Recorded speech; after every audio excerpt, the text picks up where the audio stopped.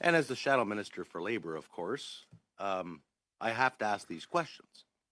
And so whether it's a sub amendment or I'm speaking to, or whether it's to the amendment we're speaking to, it always goes back to the job. Is because the one thing I know for darn sure, Mr. Chair, is that we are hemorrhaging and bleeding jobs in this country, and there's businesses that are begging for workers.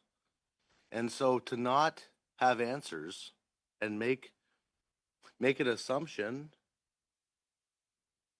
and make a decision and vote on something that's going to affect up to 350 families, the food and the tables for the families, arbitrarily, I think is quite frankly wrong, Mr. Chair. So I've been told all along we're talking about 350 jobs.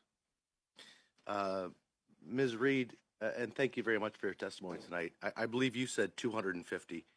Can you please tell me where your numbers come from and how that would change from the numbers that I literally was on the phone with yesterday, the ILWU, trying to get the facts.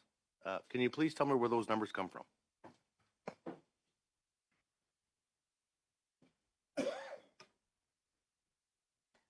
So the information that I have is that they have 250 full-time employees. They may have other employees, but in terms of background, actually, I don't have the footnote. I don't have the source in front of me. I can appreciate that, Mr. Reed. Thank you very much for that. But I'm gonna take it one step further. So Mr. Strahl asked you how many jobs would be lost, and your answer was they have 250 employees.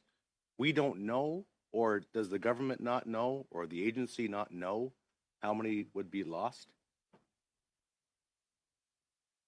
So at this time, I wouldn't be able to answer that question. And I think my understanding is that that would actually depend on the transition plans of the terminal.